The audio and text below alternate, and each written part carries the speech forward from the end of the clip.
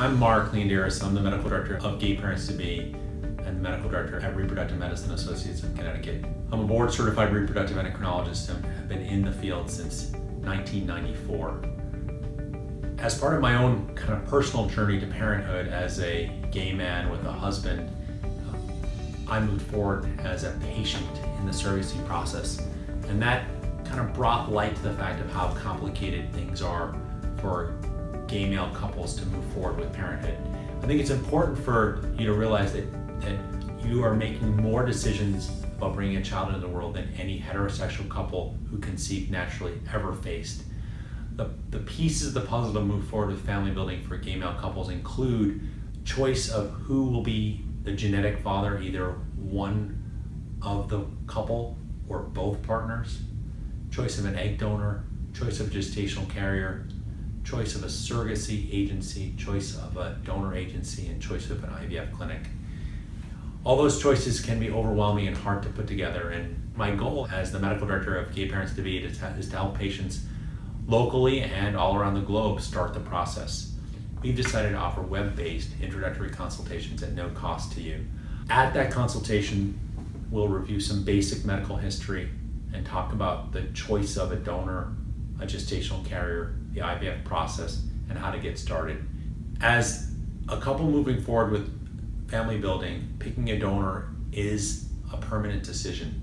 So we talk about what's important in picking a donor in regards to their family history, personal medical history, and then what's important to each intended father, whether it be ethnicity or certain likes or dislikes or certain skill sets.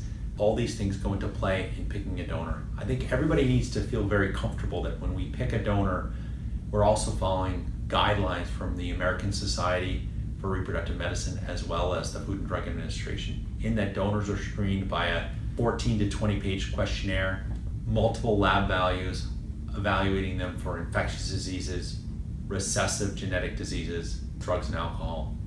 They're also screened for their ability to be a high quality donor based on some measures of a woman's ovarian reserve.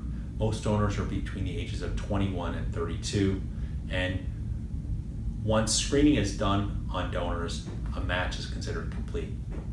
Donors come in several different categories, from completely known to completely anonymous, and these are things that we will discuss as far as what's important to you, and so you can consider them as you move forward with your family building journey. In regards to gestational carriers, your gestational carrier or surrogate is genetically unrelated to the pregnancy. And that's one of the reasons why our US justice system is able to assign paternity and to put either two men or a single gay man on a birth certificate. Your gestational surrogate is a very important part of the process. She is the woman and this is the family that you will bond with over a period of approximately 12 months that's going to help bring your child into this world. I think it's important that intended fathers realize that gestational carriers are also screened on multiple levels. These include financial background check, psychological background check, criminal background check, psychological screening, infectious disease screening, preconception screening to make sure somebody is prepared to be pregnant, and then their history for their previous pregnancies is evaluated, and then the health of their uterus is evaluated. Having an egg donor identified and a gestational carrier identified is necessary for any intended father. The question is how are we going to move forward with the process? In vitro fertilization is a mature technology. It's over 35 years old. There's over 5 million children born from in vitro fertilization. So intended fathers should feel safe that they're going to bring a healthy child into the world to the best of our current medical knowledge.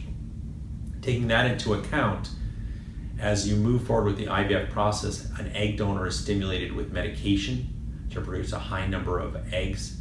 The reality is not every egg fertilizes, and not every fertilized egg that is now an embryo makes a high quality embryo that has the chance to make a baby. So what we do together as a team is to help find the best egg donor for you, stimulate the egg donor in hopes of having the highest quality embryo.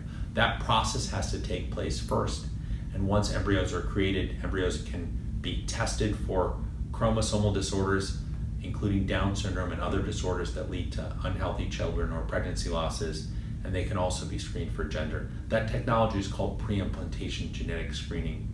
And most intended parents using surrogacy do move forward with PGS because it helps move the needle towards success. Because embryos that are pre-screened as chromosomally normal have a higher chance for sustained implantation and a healthy birth.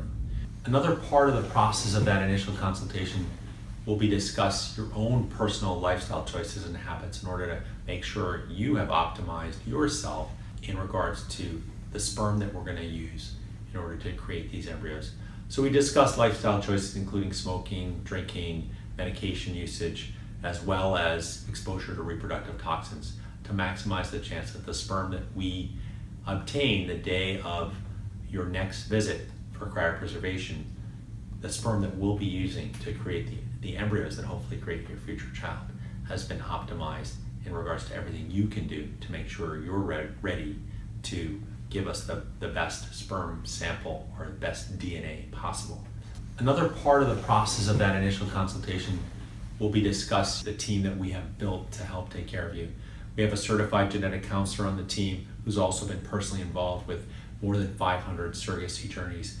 We also have a nurse practitioner, registered nurses, administrative people to help shepherd you through the appointments necessary for both you and your gestational carrier. We have a social worker with over 20 years of experience in the field, and we have financial counselors to help you navigate the process. So this group of people is a very special team that is very focused on helping people who need the help of donors, gestational surrogates to bring a new family into the world.